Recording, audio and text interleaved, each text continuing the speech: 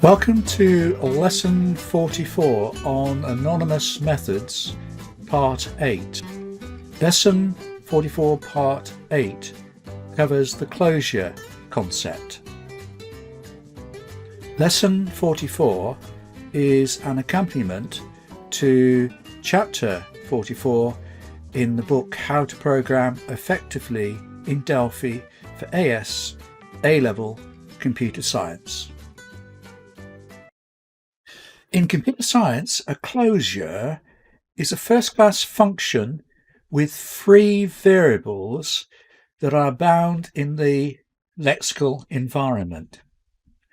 To see what is meant by a closure, let's consider the example shown below here with function increment, which has no arguments, but a result type, which is a function type.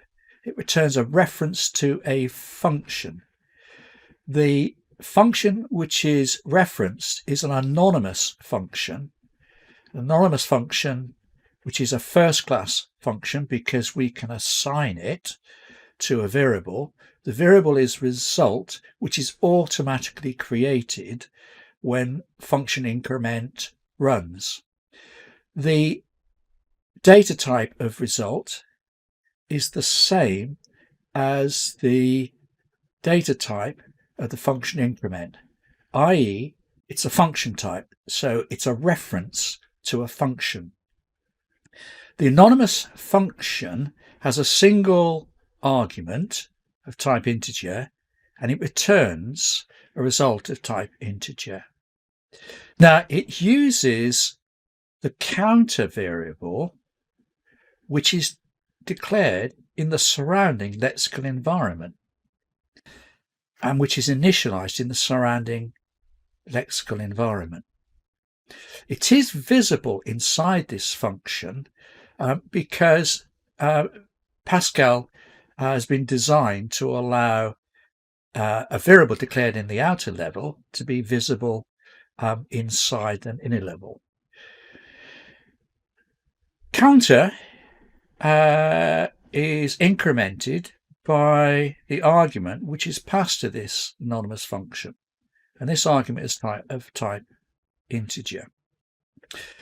Now, how much to add to counter is a bound variable because it's visible here in the interface. However, counter is not bound here inside the anonymous function because it doesn't appear in the interface and it is not a local variable to this function. So it is described as a free variable for that reason. Let's have a look at the implementation of function increment in Delphi 10.4.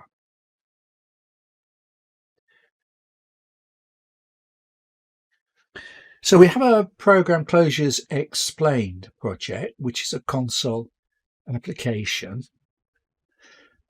It defines a function type, which is a reference to a function with a single integer argument and which returns an integer.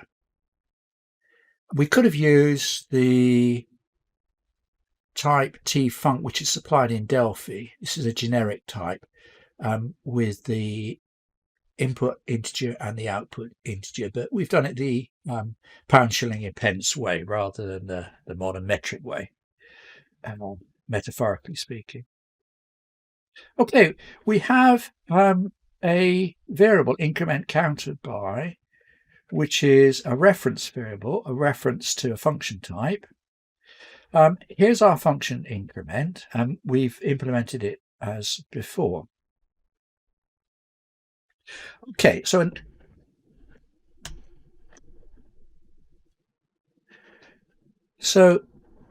in the main begin end block, we make a call to increment, and when increment returns, the result is an anonymous function, one that takes an integer argument and returns an integer result, and we assign it to this reference variable, which references a function type of the type that increment returns. Now, if we don't include the empty braces here, the Delphi compiler will not compile this program. It will treat increment without braces as a procedure. So we need to add these, even though when we define it, we don't. This is enough to define a function with 0 arguments. Okay, so just reiterating, when function increment is called, an anonymous function is returned, and the anonymous function is this function. A reference to this function is stored in the function reference increment counter by. This anonymous function is called with the statement increment counter by 1 next. Now, this anonymous function increments a variable counter, but counter is a local variable to a different function, function increment. And the local variable counter is created by a function when it runs. However, when increment is finished, counter disappears because it is actually a temporary variable created on the stack, and whose lifetime is that of the function increment when executing. So the question to answer is, why does counter still exist at this point and at this point and at this point? It exists because it is now part of a structure which records state and a method which can change that state. So Delphi under the hood creates a temporary class with a counter field and a single class method, which is an anonymous method, function how much to add to counter :integer.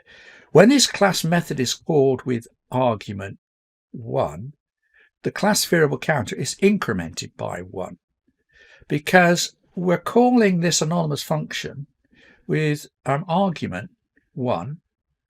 So 1 is added to the current value of counter.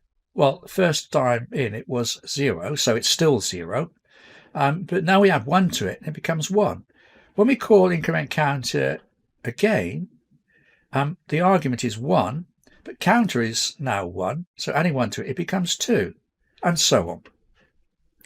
So the anonymous functional method is said to have thrown an enclosure around counter and captured it. And this is what is meant by closure. It comes from the enclosure word, the act of enclosing the surrounding environment. Okay, let's have a look at the Delphi 10.4 program that implements this project. So here we are, closes explain project, anonymous function. Just to reveal that after executing increment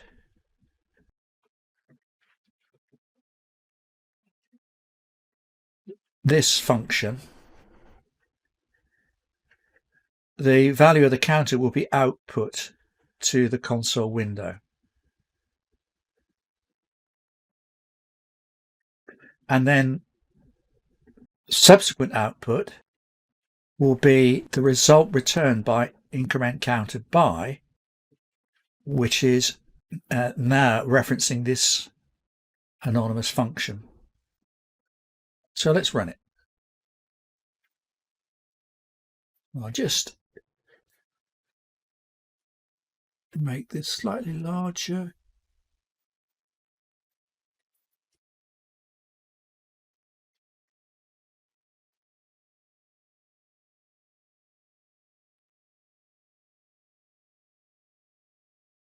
So when increment is called, it's entered. The result variable is assigned this anonymous function, and then the current value of the counter which is 0, because this hasn't executed yet, is output to the screen or to the console window. And then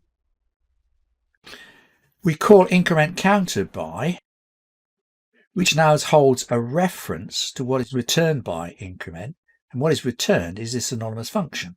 So 1 will be added to 0 to output 1, and then it's called again with 1. So 1 will be added to 1, and the result returned is 2, and so on.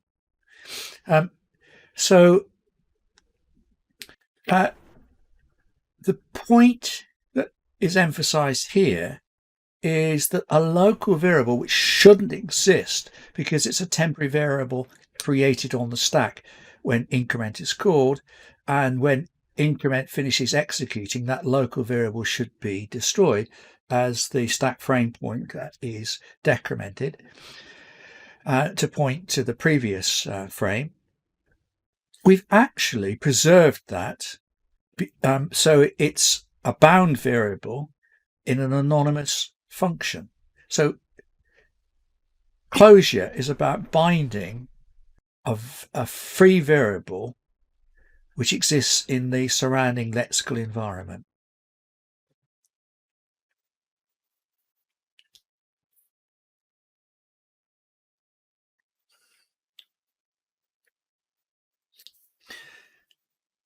So let's just have a look at example in PascalABC.net.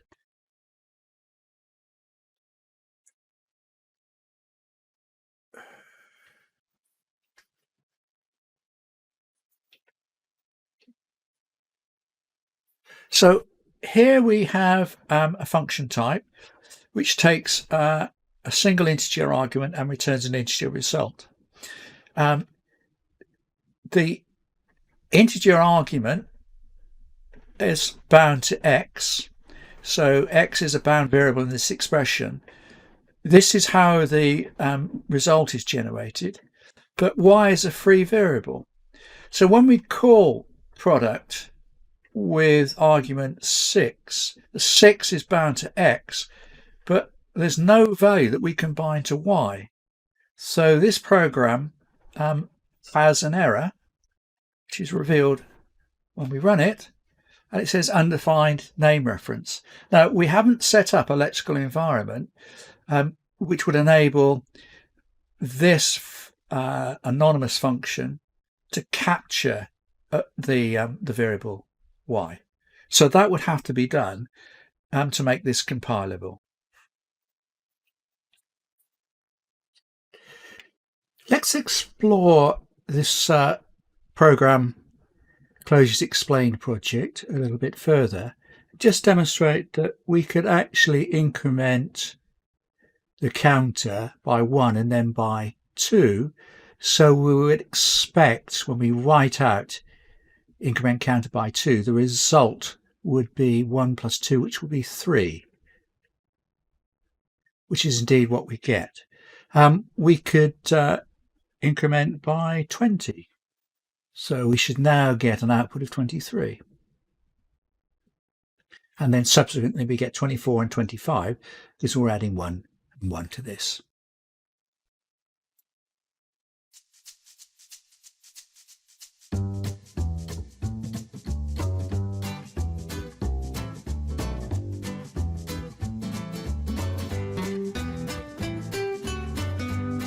Next up, Lesson 44, Part 9, which will cover an introduction to big data and MapReduce, functional programming, and then looking at how primeness can be tested, first of all with a sequential program calling an anonymous function, and then a parallel program calling an anonymous function using the parallel library that's available in Delphi. Thank you for listening.